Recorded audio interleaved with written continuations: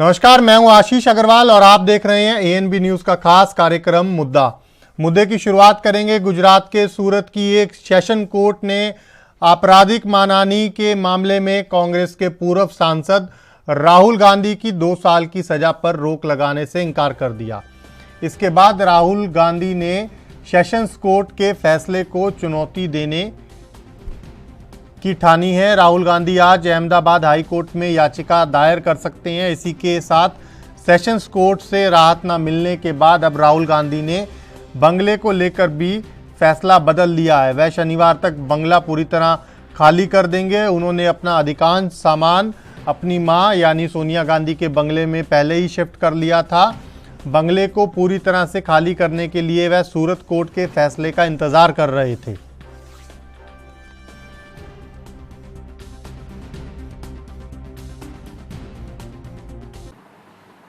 तो जुरिडिक्शन के हिसाब से, कंप्लेनेंट के हिसाब से केस में अकाउंट होता ही नहीं, केस बनता नहीं।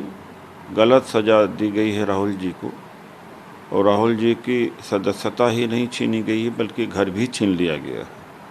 लेकिन कांग्रेस को, ख़ास तौर से राहुल गांधी जो हमारे नेता हैं, हर कुर्बानी मंजूर है अडानी के खिलाफ लड़ाई लड़ने के लिए, जो करोड़ों को बेरोजगार बना दे, देश में महंगाई इतनी बढ़ा दे, और हजारों करोड़ की ड्रग जिसके पोर्ट पर आ रही हो, देश की संपत्ति को जो लूट लिया हो, उस लड़ाई में हम पीछे नहीं रहेंगे।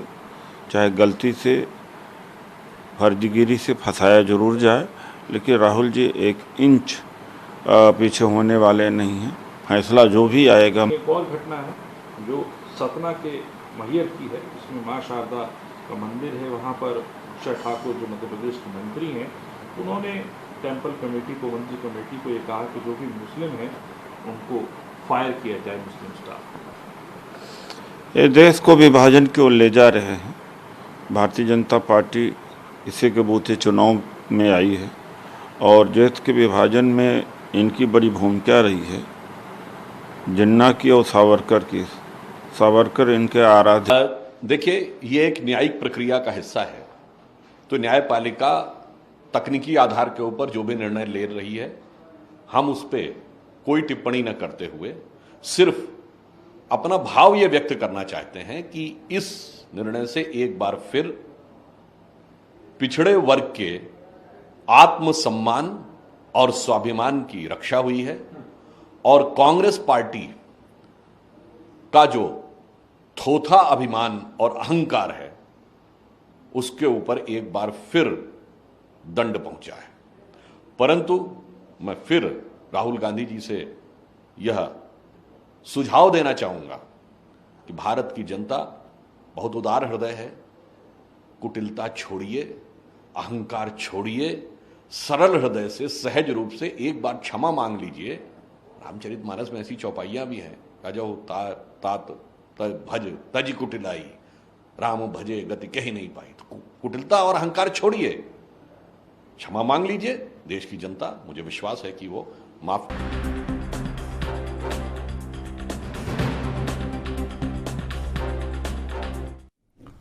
इसी बड़े मुद्दे पर चर्चा की शुरुआत करेंगे। 2 खास मेहमान हमारे साथ चर्चा में जुड़ रहे हैं, सीधा उन्हीं के पास चलेंगे।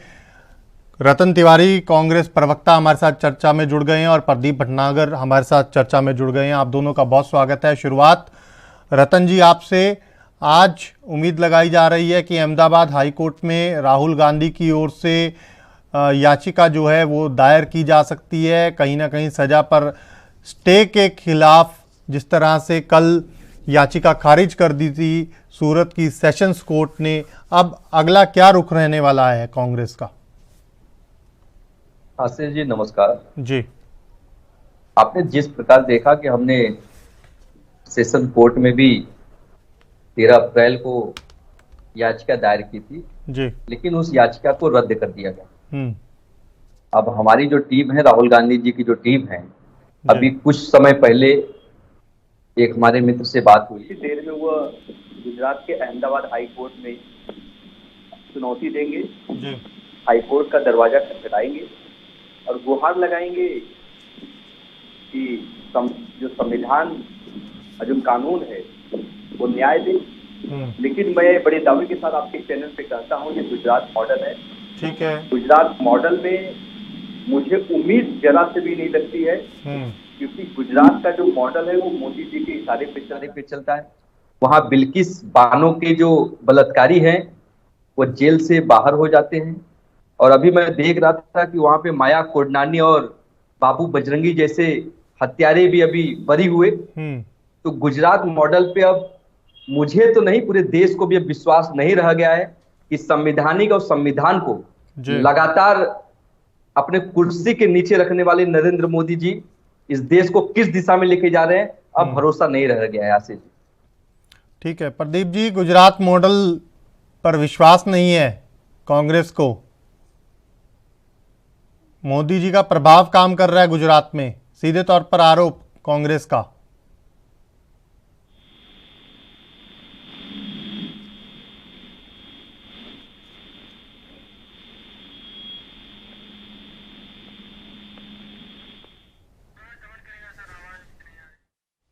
तो आपको बता दें कि आज राहुल गांधी अहमदाबाद हाई कोर्ट में याचिका दाखिल कर सकते हैं।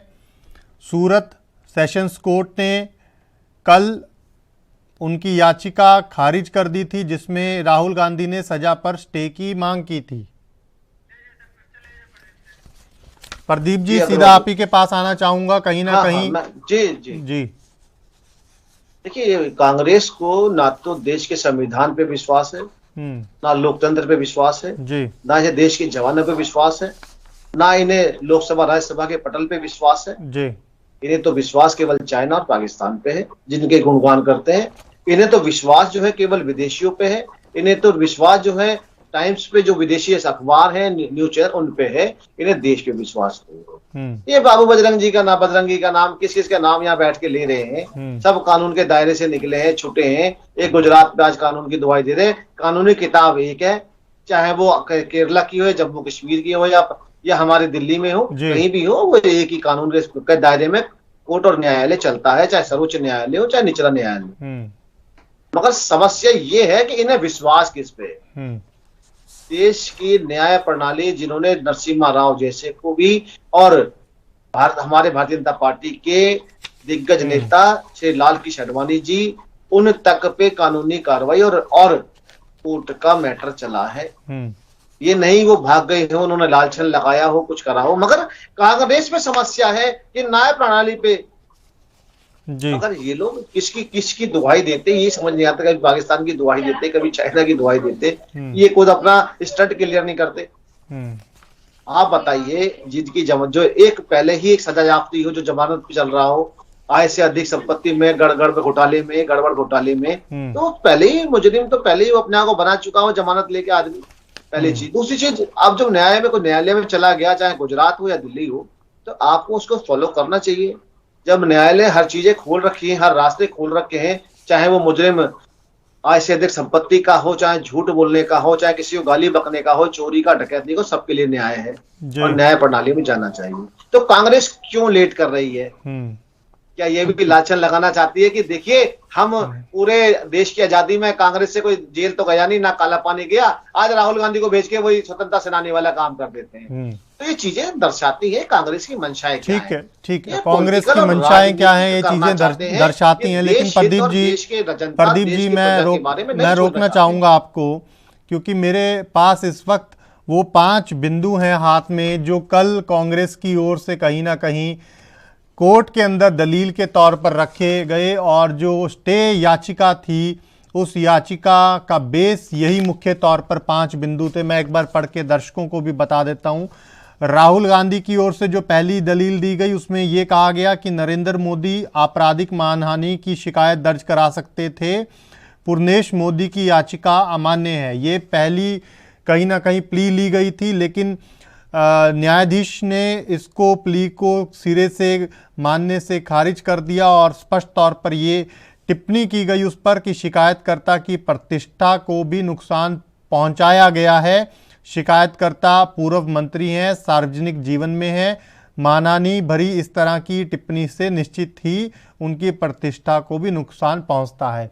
पहली बात। दूसरी बात, राहुल गांधी की ओर से दूसरी दलील ये दी गई कि पुर्णेश मोदी का नाम ही नहीं लिया, ऐसे में उनकी मानहानि का सवाल ही नहीं उठता। लेकिन इसमें बड़ा इंटरेस्टिंग कमेंट आया है कोर्ट का। कोर्ट ने टिप्पणी क्या की है, इस मामले में मोदी उपनाम वाले लोगों की तुलना चोरों से करने से निश्चित रूप से शिकायतकर्ता को मानसिक पीड़ा हुई होगी, पहली बात। दूसरी बात, अब जो मैं ये पॉइंट पढ़ने जा रहा हूं ये बड़ा इंपॉर्टेंट है। राहुल गांधी न केवल सांसद थे भाषण देने के वक्त, बल्कि देश की दूसरी बड़ी राजनीतिक पार्टी के अध्यक्ष भी थे। उनके कद को देखते हुए उन्हें अपने शब्दों को लेकर ज्यादा सावधान रहना चाहिए था। उनके शब्दों का व्यापक असर लोगों के दिमाग पर पड़ता है। रतन तिवारी जी, ये बड़ा इंपॉर्टेंट कोर्ट का कमेंट है, क्योंकि राहुल गांधी ने जब भाषण दिया उस वक्त वो अध्यक्ष थे, सांसद थे, और कोर्ट ने सीधे तौर पर कमेंट किया है कि आपके मुख से निकली हुई एक एक शब्द का असर लोगों के दिल और दिमाग पर पड़ता है। तो ऐसे में तो आपकी जिम्मेदारी और बढ़ जाती थी। मैं जवाब दूं? जी, इसीलिए मैंने अगले पॉइंट्स नहीं पढ़े हैं, पहले आपसे मैं जवाब ही लेना चाह रहा था इस पर। देखिए, आपने देखा कि किस प्रकार पुर्णेश मोदी के नाम की जिक्र नहीं थी। उसमें नीरव मोदी, ललित मोदी, नरेंद्र मोदी जी का जिक्र था। ये तीनों भी व्यक्ति मानहानि का केस नहीं किए। एक व्यक्ति पुर्णेश मोदी आता है, केस करता है, और आपको याद होगा आशीष भाई कि 2021 में इसी केस को यही पुर्णेश मोदी ने स्टे कर दिया था। जब राहुल गांधी जी ने लोकसभा में अडानी के महाघोटाले की बात की, मोदी की पूरी पोल खोल दी, भारतीय जनता पार्टी को पूरी तरीके से बैकफुट पे ढकेल दिया, अचानक पुर्णेश मोदी सक्रिय होते हैं और स्टे को खत्म कर देते हैं, वापिस केस चलाने लगते हैं। उसका नतीजा क्या है आपके सामने। राहुल गांधी जी बेशक उस समय राष्ट्रीय अध्यक्ष थे, बड़े नेता थे, उन्होंने अपनी बात को रखा, उस प्लेटफॉर्म पे रखा, लेकिन उस प्लेटफॉर्म पे जो अपनी बात रखा उसने कहा गलत कहा। उन्होंने तो यही कहा कि जितने लोग भाग रहे हैं वह सब मोदी ही क्यों है। ठीक है, किसी व्यक्ति का जिक्र नहीं था। और आशीष भाई, और दूसरी बात, नरेंद्र मोदी जी प्रधानमंत्री जैसे संवैधानिक पद पर बैठ के हिंदू मुसलमान, मंदिर मस्जिद, और यह तक कह डालते हैं विदेश की जमीन पे जाके कि मुझे शर्म आती है, मैंने ऐसा कौन सा पाप किया कि मैं भारत में जन्म लिया जी। और उन्होंने कांग्रेस की पूर्व राष्ट्रीय अध्यक्ष सोनिया गांधी जी को कांग्रेस की विधवा कहा, राहुल गांधी जी को सद्दाम हुसैन तक कह डाला। ये क्या संवैधानिक पद पर रह के उन्होंने अच्छी बातें की हैं, लेकिन उनके लिए कानून संविधान कुछ नहीं है। वो जो बोलेंगे वो सही बोलेंगे, वो दायरे में बोलेंगे। ठीक है, कहीं ना कहीं आपने कहा कि वो दायरे में बोलेंगे, लेकिन मैं अगली टिप्पणी भी कोर्ट की पढ़ देता हूं, क्योंकि मुझे लगता है कि आज की चर्चा में अगर कोर्ट की इन टिप्पणियों का जिक्र ना किया जाए तो ये चर्चा अधूरी रह जाएगी। पहले दो बिंदु मैंने आप लोगों को पढ़कर बताए, लेकिन जो तीसरा बिंदु है वो भी बड़ा अहम है। राहुल गांधी की दलील थी कि ट्रायल कोर्ट में मेरे साथ अन्याय हुआ, मुझे अधिकतम सजा सुनाई गई। ये दलील रखी गई थी स्टे याचिका में, लेकिन कोर्ट ने क्या कमेंट किया, सुनवाई के रिकॉर्ड से जाहिर है कि राहुल गांधी को गवाहों से जिरह करने का पूरा मौका दिया गया, इसलिए मैं इस बात से सहमत नहीं कि उन्हें निष्पक्ष सुनवाई से वंचित किया गया। यानी कि स्पष्ट तौर पर आप ये कहना चाह रहे हैं कि अधिकतम सजा सुनाई गई, लेकिन कोर्ट ने स्पष्ट कर दिया, वो भी लोअर कोर्ट के फैसले पर सेशंस कोर्ट का कमेंट है, और सेशंस कोर्ट ने बड़ा क्लैरिफाई किया है इस कमेंट के जरिए कि पूरा मौका दिया गया था जिरह का, ये रिकॉर्ड बता रहा है कोर्ट का। लेकिन आप जिस तरह से कहीं ना कहीं सवाल उठा रहे हैं, अब उस पर भी सवाल उठने लगे, यानी कि आपके सवाल पर कोर्ट का यह भी कमेंट है कि मजिस्ट्रेट ने उतनी सजा सुनाई कानून में जितनी इजाजत है। रतन जी। आशीष भाई, आप एक राष्ट्रीय चैनल पे हैं, मैं भी हूं और हमारे प्रवक्ता भी हैं जी। ये बताइए, मानहानि के केस में एक नाम बताइए जिनको 2 साल से अधिक की सजा हो, जो संवैधानिक इतने बड़े पद पे बैठे हो। ये पूरी तरीके से राहुल गांधी जी को आवाज को बंद करने के लिए, राहुल गांधी जी को रोकने के लिए कि सदन में जाकर मोदी के पोल को न खोल पाए, और 2024 में नरेंद्र मोदी उनकी सरकार को जमीन में न गाड़ दें, इसके लिए उनको रोका गया है। लेकिन आशीष भाई, मैं बड़े दावे के साथ कहता हूं कि आप देख लेना, इस देश की जनता अब जागरूक हो चुकी है, समझ चुकी है कि नरेंद्र मोदी इस देश को किस दिशा में लेके जाना चाहते हैं, संवैधानिक सिस्टम को खत्म कर देना चाहते हैं। ठीक है, मैं जवाब लूंगा आपकी इस बात का। फिलहाल एक छोटा सा ब्रेक, जल्द लौट रहे हैं।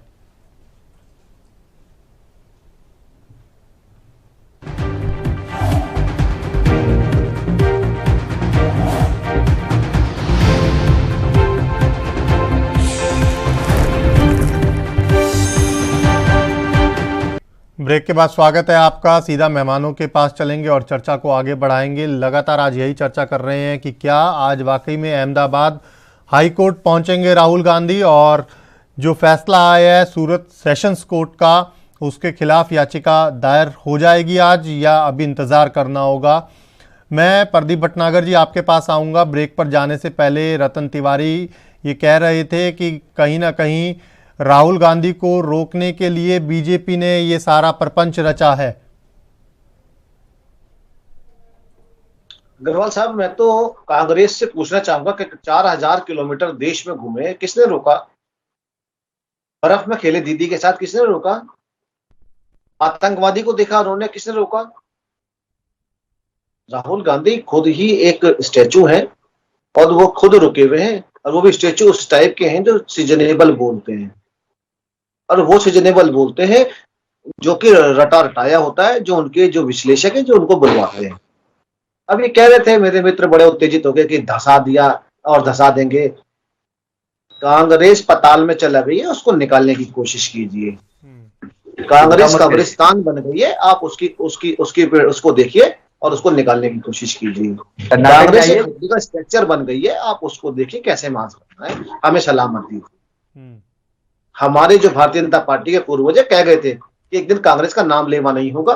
जिस तरह कांग्रेस ने अन्य दलों को पीड़ित करा, अन्य दलों के साथ जिस तरह व्यवहार करा, वो श्राप है उन ईमानदार राजनीतिक लोगों का जो आज कांग्रेस झेल रही।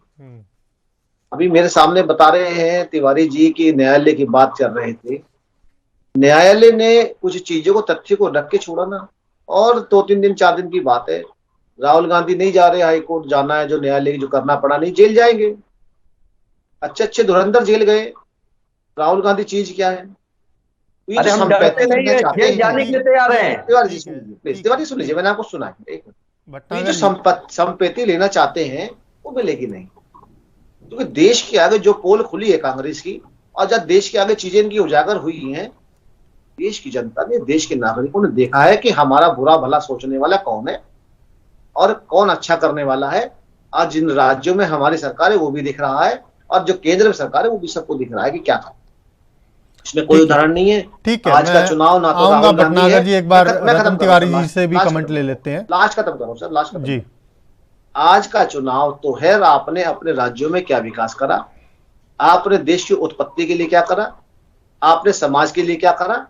आज जनता ये सुनना चाहती है। राहुल गांधी नहीं सुनना चाहती, मोदी जी नहीं सुनना चाहती, मोदी जी का विकास सुनना चाहती है। आज जो राज्य की सरकार है उनकी विकास सुनना चाहती है, जनता सुनना चाहती है अपने बारे में कि हम टैक्स पेड हैं, हम देश के किस कोने पे खड़े हैं, या देश कौन से नंबर पे खड़ा है। आज वो चीज है। ये वही लोग हैं जो कहते थे नोटबंदी बर्बाद कर दी। अरे आज पान वाला, आज मूंगफली बेचने वाला भी आज पेटीएम चलाता है, आज कार्ड चलता है, ऑटोमेटिक चलता है। आप लोगों को तो वो भी ठीक है। रतन तिवारी जी ये बताइए, क्या लगता है आपको, अगर राहुल गांधी माफी मांग लेते तब यहां तक तो नौबत ही ना पहुंचती? पहले लोअर कोर्ट, फिर सेशंस कोर्ट, अब हाई कोर्ट, और वहां भी कुछ नहीं पता कि क्या होगा।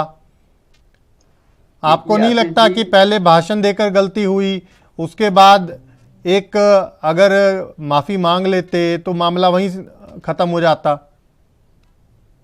देखिए आशीष भाई, चोर को चोर नहीं कहेंगे तो क्या कहेंगे। अगर हम चौकीदार चोर है तो कहते हैं, तो पूरा देश किसका नाम लेता है ये सब जानते हैं। राहुल गांधी जी माफी बिल्कुल नहीं मांगेंगे। वो माफी क्यों मांगे? क्या लोकसभा के अंदर गरीबों की आवाज उठाना, किसानों की आवाज उठाना, बेरोजगारी की आवाज उठाना, महंगाई की आवाज उठाना, इस देश की आवाज उठाना गुनाह है? वो उठाएंगे। उनको इतनी बड़ी जो सजा दी जा रही है, उस सजा का हम स्वीकार करेंगे और जेल जाने के लिए राहुल गांधी जी तैयार बैठे हैं और डरने वाले नहीं है। इस देश की जनता के लिए एक बार नहीं 100 बार जेल में डालोगे, हम तैयार हैं। उस परिवार से आते हैं, नेहरू जी ने 9 साल जेल की सजा काटी, उनकी पत्नी ने सजा काटी। हमने इस अंग्रेजों से प्रताड़ित हुए हैं, वो कांग्रेस पार्टी के लोग हैं। हमने इस देश के लिए 2 प्रधानमंत्री कुर्बान किए हैं।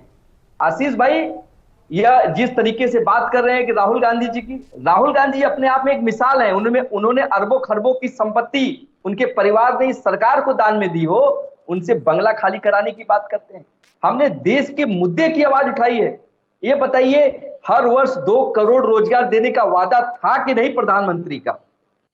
युवाओं को रोजगार देने का वादा था, 15-15 लाख देने का वादा था, महंगाई कम करने का वादा था, अच्छे दिन लाने का वादा था, किसानों का एमएसपी दुगना देने का वादा था। अगर उस वादे को प्रधानमंत्री मोदी जी पूरा नहीं करते हैं तो राहुल गांधी जी सदन में आवाज को प्रकट करेंगे और बुलंद करेंगे, और उसकी सजा अगर जेल में डालने से इनकी पूरी होती है तो जेल में जाने के लिए तैयार हैं। आशीष भाई, जेल जाने के लिए तैयार हैं प्रदीप जी। जिस पूर्व राष्ट्रीय अध्यक्ष को यही नहीं पता कि पार्लियामेंट में किस क्वेश्चन के लिए खड़ा किया जा रहा है और उन्हें क्या क्वेश्चन पूछने हैं, ऐसे को पार्लियामेंट मेंबर ऑफ पार्लियामेंट बनाना चाहिए। आपसे पूछ के क्वेश्चन करेंगे। प्लीज प्लीज लिसन, आप पहले जानकारी निकालिए, आपसे पूछ के क्वेश्चन करेंगे। सुन लीजिए, मैं आपके बीच में उनका अपना क्वेश्चन होता है। भटनागर जी, आप जनता को गुमराह मत करिए। ठीक है तिवारी जी, समय कम है, भटनागर जी को उनकी बात पूरी करने दीजिए। भटनागर जी कंप्लीट कीजिए। आशीष भाई ये कह रहे हैं कि क्वेश्चन, ठीक है, मैं आऊंगा ना आपके पास। तिवारी जी, मैं आपके पास आऊंगा, आपको बीच में पूरा मौका दिया है, इंटरप्ट मत कीजिए। भटनागर जी बात पूरी कीजिए जल्दी से। रखा वो भी हमने आपने सुना। राहुल गांधी जी वो एक देसी शब्द है मक्कार, कि पूछ के पीछे हट जाओ। किसानों के मुद्दे पे आए तो भाग गए, महंगाई के मुद्दे पे बहस पे आए तो भाग गए, कहीं और चले गए, देश के विकास के लिए आए तो कहीं और चले गए। ठीक है जी, और मेंबर रहे रक्षा मंत्रालय के, आज तक कभी बैठक में नहीं आए देश के उसके लिए। ये वो है ना ना ना ना, ना कीजिए। सुनिए, दूसरी चीज, ये तो कांग्रेस जो है केवल राजनीति किस चीज पे करना चाहती है। हम तो कहते हैं बहस कीजिए ना, 2 करोड़ में बहस कीजिए जनता पे कि रोजगार, कौन से रोजगार की बात करते हैं। किसान के ऊपर बोझ बोलिए ना, आइए ना पार्लियामेंट में। मगर कहे कि क्या भाग जाते हैं, आंखों से इशारा करते हैं राहुल जी, चर्चा कराइए ऐसे अपने मेंबरों को और बाहर निकल जाइए। ये लोग जिस तरीके से देश में भ्रम फैलाना चाहते हैं, ये तो बड़ा बेचारा डर लगता है कि विपक्ष में 10 सीट भी ला पाएंगे नहीं ला पाएंगे 24 में। इनकी करनी कतरी जो सामने आएगी, हवा निकल गई है, कर्नाटक ने नकार दिया है। जो न्याय प्रणाली पे ये घर की बात करते हैं, अरे भाई सरकारी घर है, उनके चाचा का घर थोड़ी ना है। सबके लिए कानून है। जो मेंबर ऑफ पार्लियामेंट या मंत्री है, अगर वो अपने मंत्री पद पे, सांसद पद पे नहीं, खाली करना पड़ेगा क्या? गुलाम नबी आजाद याद है आपको? उनका बंगला खाली होगा क्या? उनका घर खाली करा दिया। फिर आप बता दीजिए राहुल गांधी जी को व्यापार तो बता दीजिए कि राहुल गांधी जी कोई ऑटो मैकेनिक की दुकान है, कोई सर्विस सेंटर खोल रखा हो, कोई टेलरिंग की दुकान खोल रखी हो, कोई ज्योतिष का काम कर रखा हो। जी हाँ जी, यहाँ से अर्निंग आ रही है। रतन जी फाइनल कमेंट चाहूंगा 30 सेकंड में आपका। प्रदीप जी रुक जाइए। रतन जी फाइनल कमेंट जल्दी से, आपका समय नहीं है मेरे पास। देखिए आशीष भाई, भारतीय जनता पार्टी के प्रवक्ता इस देश की जनता को गुमराह कर रहे हैं, झूठ बोल रहे हैं। ठीक है भटनागर जी, इंटरप्ट मत कीजिए। तिवारी जी कंप्लीट कीजिए जल्दी से। राहुल गांधी जी इस देश की आवाज उठा रहे हैं, इस देश की जनता की वकालत कर रहे हैं। उस वकालत का अगर जेल में जाने से अगर वो फैसला होता है तो राहुल गांधी जी एक बार नहीं 100 बार जेल में जाने के लिए तैयार है, लेकिन देश की जनता के लिए, देश के लिए कभी नहीं झुकेंगे। ठीक है, राहुल गांधी देश के लिए तैयार हैं, देश के लिए खड़े हैं। आप दोनों मेहमानों का बहुत शुक्रिया हमारे साथ चर्चा में जुड़ने के लिए। अभी के लिए मेरे साथ इतना ही। आप देखते रहिए ANB न्यूज। नमस्कार।